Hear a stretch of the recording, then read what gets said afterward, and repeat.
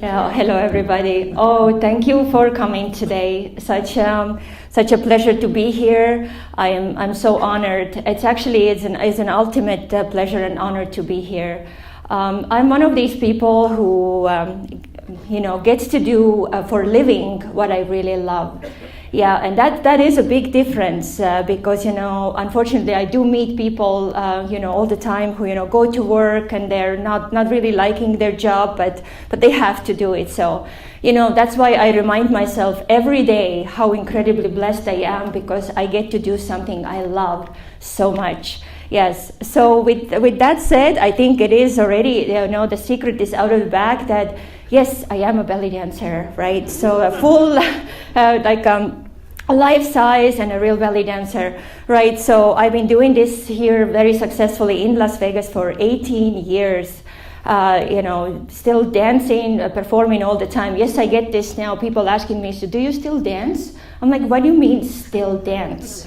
Yeah, of course I dance because, it is, other than like ballerinas who go and retire really early, right? We belly dancers, listen to this, we actually get better with time like wine, yeah. So all the time, exactly. So we don't kind of expire, we mature, we get better and better all the time.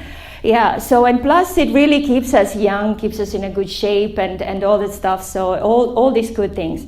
Of course, I want to tell you a little bit about myself, but I want to tell you more about belly dance or the art itself. We will then talk about all kinds of interesting nuances about this art form. I will show you some videos and I will also dance, of course. Yeah, so just a little bit about myself then, as I promised.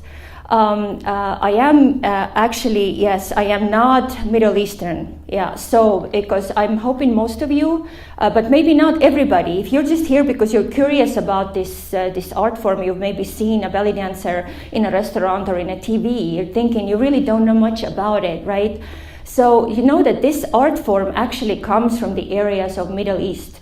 And this has been, decades-long debate among the cultures of they're talking about whose dance is it really? Egyptians will say it's their dance, and Lebanese claim it's their dance, and Moroccan claim it's their dance, and basically everybody from that area claims that no, I know for sure. It's not from Egypt. It's from my country, right? So let that debate, stay right there because the truth is it's such an old art form that we don't really know exactly where it came from, but we know it's the area, right? There is this whole thing that you can look up, obviously, about the history of this and see that it's actually tied to even India and the gypsies starting to move from India and how it all spread out. It's a really fascinating thing. So for me, what happened then? How come I became a belly dancer? Yeah, you might hear my accent, but like I said, I'm not Middle Eastern. Believe it or not, I'm actually Northern European. I'm a Viking, okay? So you see, I'm tall and so that's totally right, Nordic, yeah, Northern European. So for some reason, I really, really resonated with the music of Middle East and India. And during my time when I still lived back in my country, I used to watch a lot of Indian movies. Because that was the only movies that they showed us, back then. Not many American movies, and because I'm from Estonia, yeah, Estonia was part of the Soviet countries back then. And so with Indian movies, there was something about those movies that captivated me, right? And then finally, when I was able to, when we became free, right? My country became free from the Iron Curtain. I was able to see and listen also to flamenco music, which also really, really captivated me. And there's something that changed inside of me when I heard that. And that's only when I went to study dance. So I was already, in my 20s when I started actually dance. And here is another story which I want to also really point out today is that for maybe young girls or people who've been told that they can't be dancers or cannot do what they like, here is a little snippet of my history. Is that because I wasn't exposed to a lot of dance. I actually always loved stage and I wanted to be on stage, but I was told that no, it's not your thing, because I wasn't the body type. I was too tall. It was really hard to find me partners because I wanted to do like a ballroom dance type of thing. And it was a different time back then. People were, attitudes were different. And the teacher literally in a ballroom class pulled me out, took me by the hand. I was 11 years old, and she pulled me out and told in front of everybody that I'm too fat and I'm not meant to dance. So I can go and learn piano or whatever I like, right? But I'm not a dancer. So with that just said, I just told you I've had a really successful, beautiful career in dance in Las Vegas, yes, and all over the world. So basically, and I'll tell you why also, right? We will get right into it. When I came to America, I had already actually graduated nursing school. So I have a lot of like a medical background, and I've worked in hospitals actually and everything. But when I came here, it was year 1999, and I started looking for flamenco because I had started my flamenco studies in Estonia.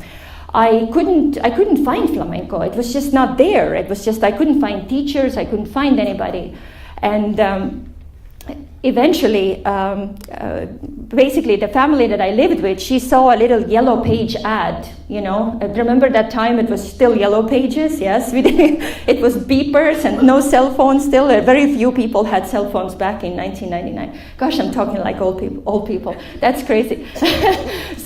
But she found this yellow page ad for belly dance, and I was totally like, I had an attitude about it. I was like, belly dance, really? So I said, that's fine. I'm gonna go and check it out. And it was on a corner of Charleston and Decatur, that old studio. It was this beautiful woman. Her name was Marlisa. She passed away in 2011. By the time I got to her in 1999, she was already 65 years old. When I stepped into that dance studio, it was the most amazing thing I've ever felt in my life. Yeah, it was one of those things. The music got started, and everybody started dancing, and it was an advanced class. I couldn't go to the beginner's class because it didn't fit my schedule, so I was thrown right into the advanced class. She took my hands and put my hands on her hips, and I've never felt hips like that. That she was 65, and she moved like it's nothing I've felt before. Yeah, I was completely mesmerized. And guess what? That very day, I decided this is what I'm gonna do for the rest of my life. It absolutely took my breath away. Yeah. Of course, I immersed myself. I eventually found flamenco as well. So I started doing both dances. I left my medical degree somewhere there. I didn't care about that anymore at all. And I started dancing, right? So think about my poor mom, right? She puts me through nursing school and everything, and then she goes to Vegas and starts doing what? Yeah, right. So anyway, no, my mom is all fine with that now, and I'm actually back to medicine in a way too. I'm a certified holistic health coach as well, so I do that as well now. Yeah, but dance is still totally it's a full-time job for me. Then I traveled 5 continents, everywhere. I got invited everywhere to perform. So I've been anywhere but Australia. I've been to all continents to perform and to teach. So I do want to tell you quickly how my first job came about. So see, that was in the year 1999. I practiced a lot, like 3-4 times a week. That's a lot because I wanted to go and perform. So it was April of the year 2000 when I worked as a hostess in one of the Lebanese restaurants, and I saw there a beautiful belly dancer, right? And I was like telling the manager all the time, like, can I try, right? And I was scared to death because I thought maybe she'll allow me, And she said, well, sure, you want to try? Do you know how to play finger cymbals? I'm like, sure, yeah, I know how to play finger cymbals. Because, if you want something so bad, you're going to throw in a little white lie, right? Guess what I did? I went to Lynn. Where are you? Lynn is right there. I can't believe that Lynn, that somebody who taught me sales for the first time is here tonight. I just love that about you, that you always support me, you always come. I really appreciate that. So I went to Lynn and said, Lynn, I'm going to have an audition in a restaurant. What do I do? Teach me how to play zills. That's what Lynn did. She said, play 1, 2, 3, 1, 2, 3, 1, 2, 3, and 1, 2, 3. And that was a quick 15-minute thing. And guess what? I put those zills on. I went there. I thought my heart is gonna just break out of my chest, right? And I did it. Yes. So that was like, very, very like a year after I started practicing.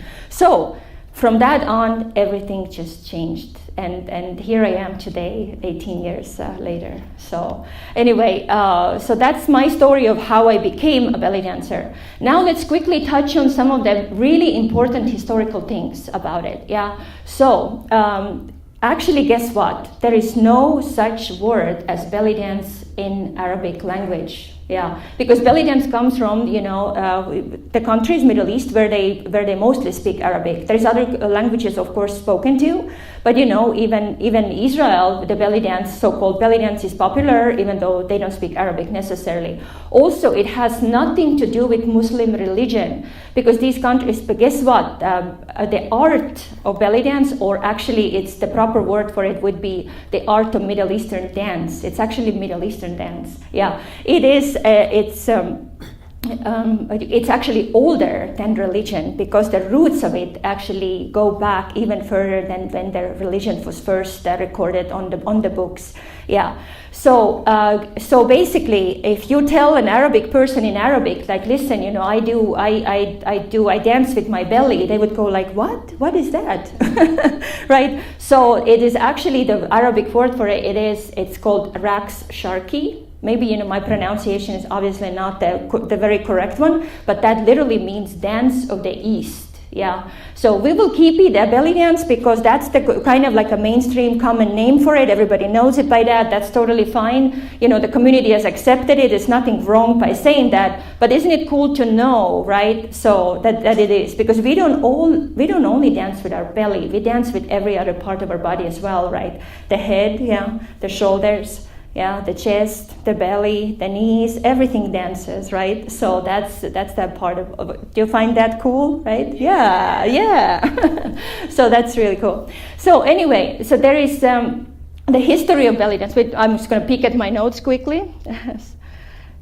Yeah, so where did the word belly dance come from? Yes, I'm going to show you later a little video clip as well, where you see that when the dance actually became like really popular, they started putting it into the movies, like the Hollywood and everything. That's when they actually separated the costume, because women in Middle East never wore like two-piece costumes like you see today. They all wore like a one-piece dress only, like even like this right now. This is a fancy one, right? But at home, when they dance all together, they would wear just big long dresses like that. They're usually just covered up.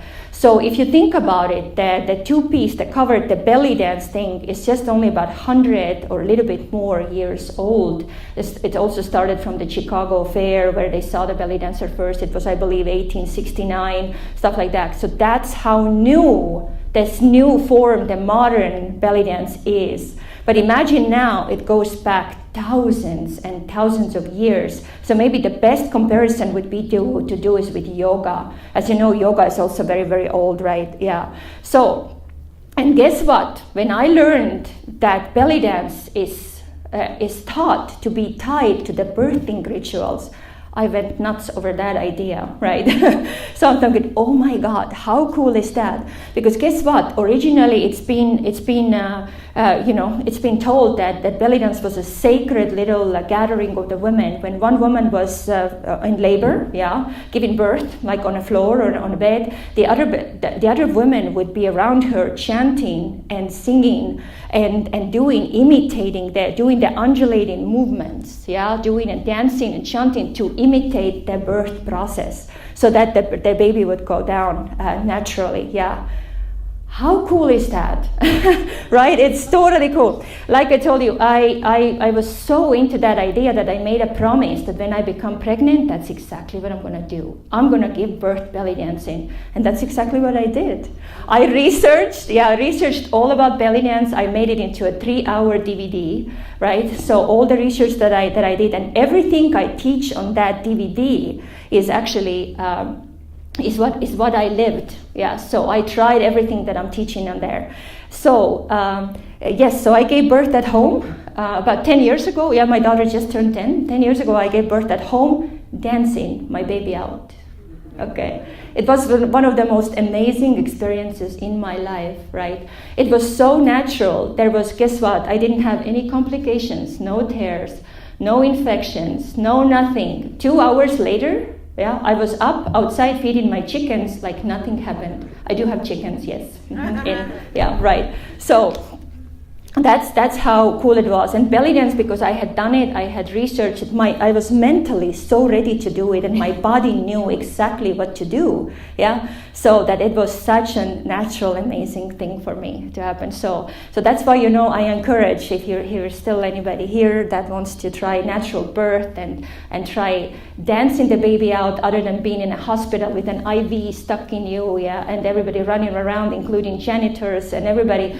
That to me is totally unnatural. I don't know, right? So okay, just a little snippet. So anyway, so that's again, it totally worked for me. Yes. Okay. Let me see again my notes here. So let's talk. I think it's about time, because I can talk a lot. I need to tone down. So let's talk about, let's see the video. Get the video ready. I'll just talk over it. I wanted to show you that part. This is a beautiful video of this gorgeous so-called movie star belly dancer Samia Gamal. This is a movie clip. It's a 1952 movie called, let me say it. Tell you right now. Don't tell anymore. Yeah, don't tell anymore. So just see. I want you to pay attention to the fact of how really, in a sense, unpolished she is, which makes it really beautiful that she doesn't have any classic like ballet training or anything. Yet she has this amazing way of, with her body to express this dance, and she's a real dancer, right? So this is 1952. Let's play it. Mm-hmm. Yeah, see, this is where the first, those two-piece costumes started coming on the big screen, and that's when they started picking those, kind of like a little skinnier dancers, because the screen likes them, likes them in good shape, right? But we'll get back to that as well, right? So, and this is where, of course, we get all this inspiration from this time. It's where we started doing our two-piece costumes as well, right? You will see a lot of those, if you go on YouTube and Google belly dancers, then this is very much what you will see. Of course, this video quality is not as good, but actually it's all embellished, and there's all these rhinestones. It's all handmade, and these costumes are really gorgeous. And I'll be honest, I'll tell you that one of the reasons why we dance is because of the costumes. Yeah, because the costumes are just gorgeous, right? So, and this is a black and white movie, so yeah. All of this, I encourage you to go on YouTube and research and look. So, yeah, and of course, if you would look at the audience right now, also, this is a movie set. So everybody's sitting by the tables and just, watching her. In real life, it's not really that. People are eating, drinking, talking, stuff like that. So, but in a movie, it's a little bit different, yeah. Yeah, nevertheless, it's really beautiful to watch, isn't it? Yeah, yeah. Yeah, it's very simple, which I love about it.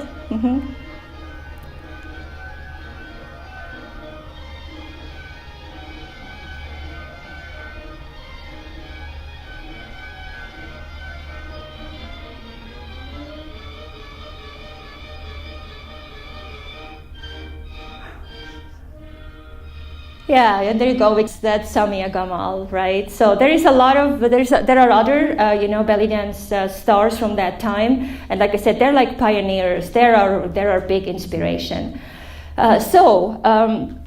Just a little bit about. Remember, I mentioned a little bit about the whole the skinny belly dancer kind of thing, right? Because here's another thing I'd like to bring out. It is so important, I think, especially a generation of young women where they're under such social pressure all the time to look to a certain standard, right? All the magazine covers are, displaying girls to us like they are perfect and in their perfect body, and as you know, they are all airbrushed for the magazines and everything. Because actually, this is not what really the belly dance is all about. Actually, it is a social dance. It's a women's dance. It was originally where they come together and dance in their house or with their loved ones or their family. Usually men are not even involved, right, because it was sacred. Depending on a country, that can also vary, right? But just to tell you that, right now I've been teaching also belly dance for a long, long time, and that's when we actually embrace the female body. Every age, every shape, right, every color, it really doesn't matter, right? This is one of those moments where actually curves come to be your asset, right? Because that is some of them, sometimes we jokingly in my class, I teach my classes when I say, to the curvy girls that let's look at those skinny ones and say like, hey, you look at the poor skinny girls, they have to move their bones so much harder, right? So because truly, let me tell you a really cool fact about Arabic culture. They actually there embrace curvier women because, look, it totally makes sense. Curvier women, they're better fed, they come from a good family, they've been fed, and they can have lots of healthy babies. But if a woman is skinny and, right, doesn't have curve, that means, she comes from poor family, and probably her health is not the best, or she can't have babies or anything, right, healthy babies. So this is the kind of thinking. Do you realize, have you thought of how different this is of what we Western world, what we think of a female body, right? Isn't it different? Yeah, so that's why I'm saying I'm definitely not promoting obesity or anything, don't get me wrong, right? Of course not, because first of all, belly dance will keep you toned, right? But when people come to my class, and if they're sometimes shy or they're afraid or they're ashamed a little bit of their body, it's amazing to see how they blossom, how they get straighter, and they really just they put those curves to use.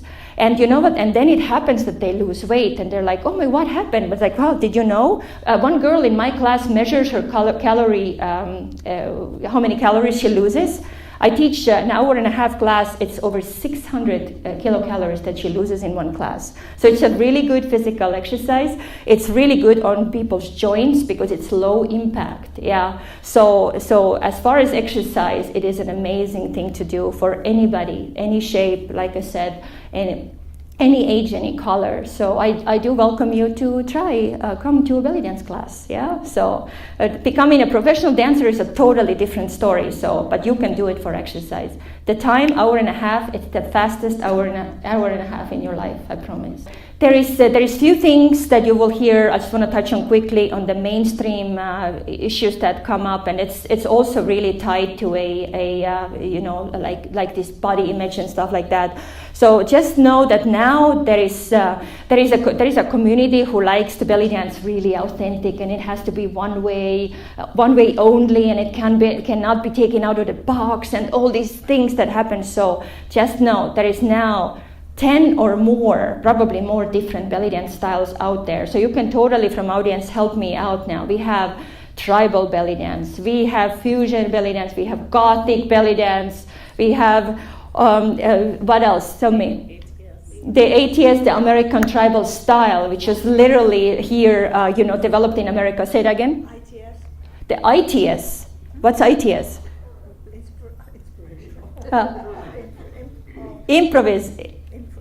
Improv. Well, yeah, improv, of course, is what I mostly do too, but that's right. So that's the tribal style. One leads and the other ones dance after. So anyway, there is so many different styles, right? So because I also like to do, one of my most favorite fusion styles is to mix belly dance with flamenco. Yeah. So, and there is some people who are really against it because, oh my God, it's ruining the two cultures and stuff like that. To me, I think it's just being open, because any dance form evolves.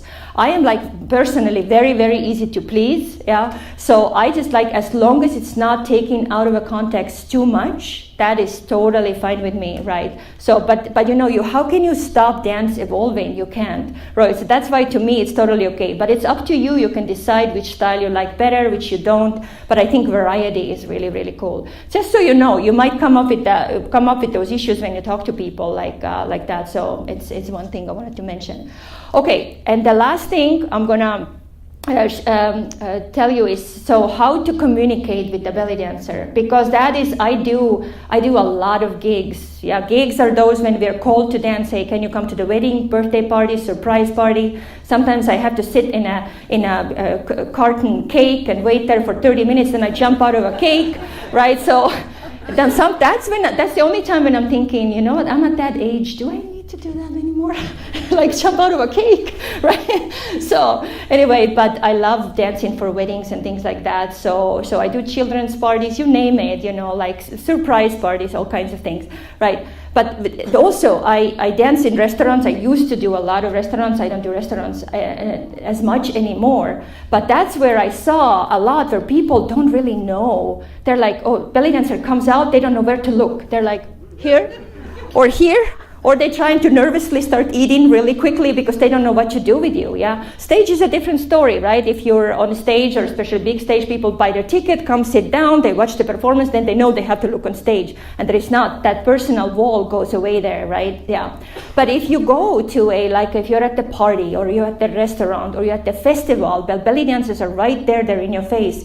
It's actually really, really cool to start, you know, clapping to show the appreciation, yeah, because it's the same thing. It would be really weird for me if I go to somebody who is, you know, eating. Sure, I don't want to bother them too much if they're right in the middle of their eating, right? But you know, that little acknowledgement with eyes and stuff like that's totally okay. If you're not eating, then, you know, start clapping and show that energy that we feed back to each other. That's so important, actually. Because imagine if you all, you know, sit here and you all turn away when I'm dancing. But who am I dancing for, right? Because that I do feel, trust me, I do feel energy from the audience. So you're totally okay giving me that little, you know, like, yay, or a boost, or just clap. There is another thing that we do. It's called a zagarit, right? So you can try it. It's very loud, so I'm going to step away from that. But it's basically this. I'm going to do it without the hand. It sounds like this, yeah.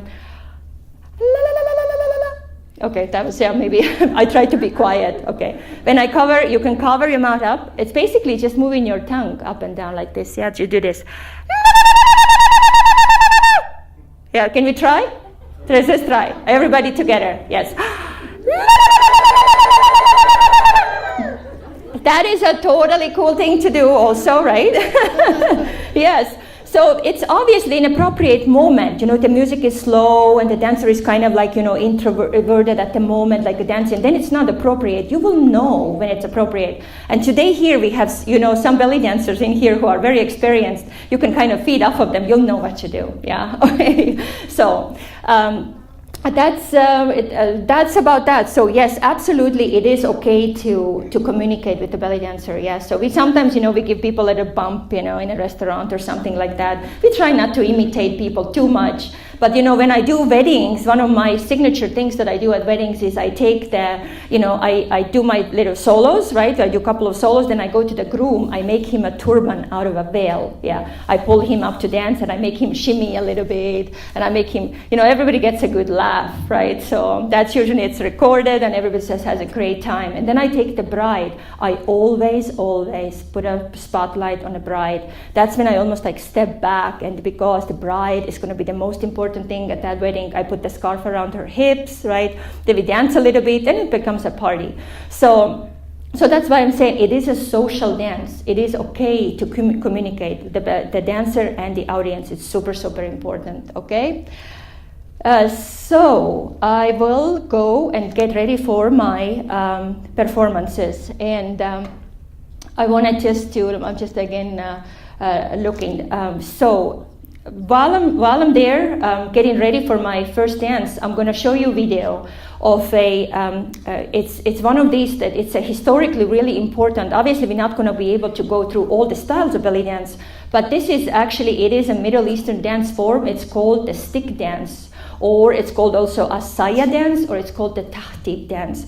And the funny story is with that, because it's believed to be started from the shepherds. Yeah, when shepherds were out there, they just, became bored. They took sticks and started doing like a martial art kind of things with the sticks. And then, of course, women later, they started imitating them and being a little bit even sometimes sarcastic about it. And this is the dance where we really bring out our acting skills. We put a little bit of like a theatrical part into it, right? But the video is gonna be the guys dancing with the sticks, and it is a very specific dance style. It's called the rhythm is called Saidi rhythm, and this specific form of dance comes from the Upper Egypt, meaning the north side of Egypt. Yes, so because the dances in the south of Egypt are very different. So just so you know, it's really fun to watch, and that also brings me to the hot topic of, oh my God, are like, do men also dance? Like belly dance? Like, oh yes.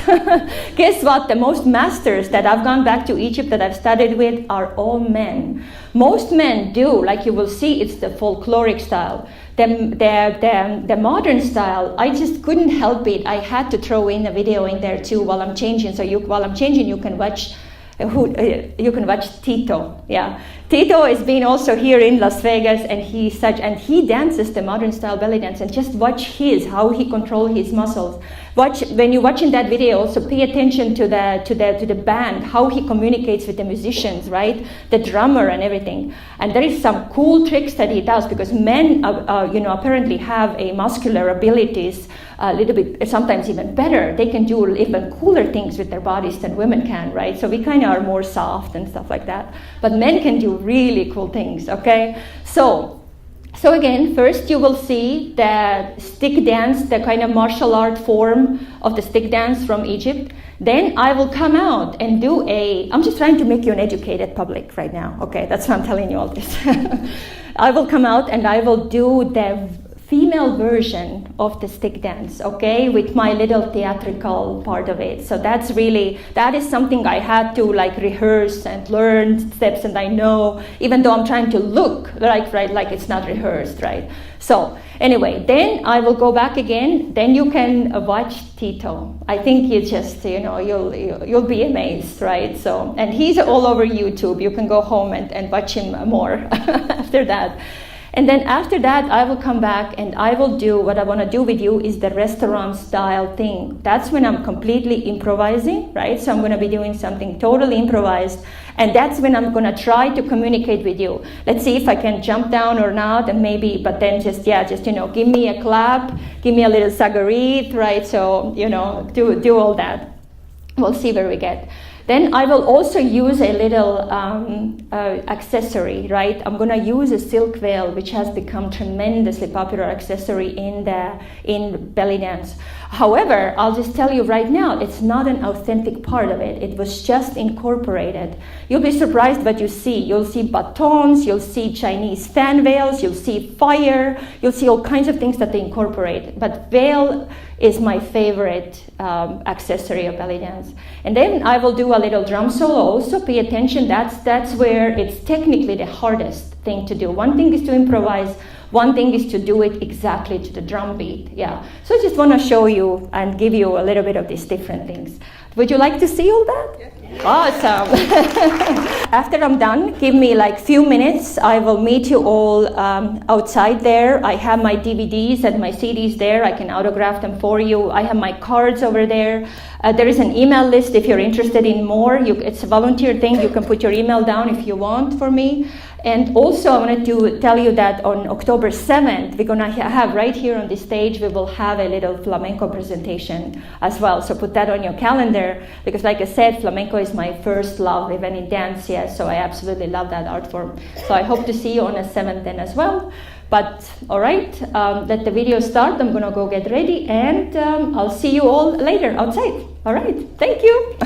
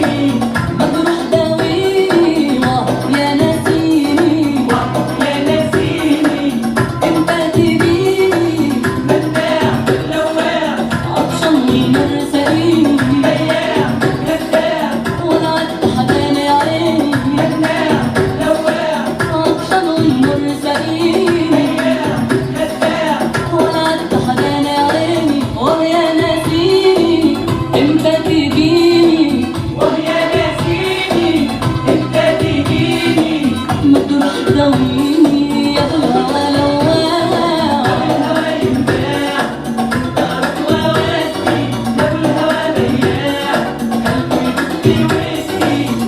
يا غزالي يبعد لي حالي يا غزالي يا قلبي خالي بياع وليالي ومال